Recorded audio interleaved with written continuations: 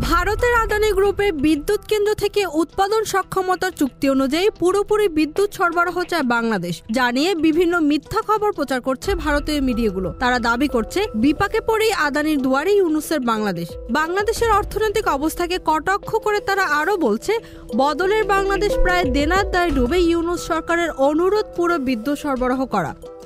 কিন্তু এসব মিডিয়া ভালো করেই জানে আদানির কাছে বিদ্যুৎ চাওয়া বাংলাদেশের অধিকার। চুক্তি মোতাবেক এটি এদেশের ন্যায্য পাওনা, যা তাদের চুক্তি ভঙ্গের কারণে বেশ কয়েকবার বিলম্বিত হয়েছে। মূলত 2017 সালে সাবেক প্রধানমন্ত্রী শেখ হাসিনার নেতৃত্বাধীন সরকার আদানির সঙ্গে 25 বছরের চুক্তি করে। তবে অক্টোবরের শেষ থেকে সরবরাহ অর্ধেকে নামিয়ে আনে ভারতীয় প্রতিষ্ঠানটি, যার কারণ ছিল শীতকালের কম চাহিদা ও বিল পরিশোধ সংক্রান্ত জটিলতা।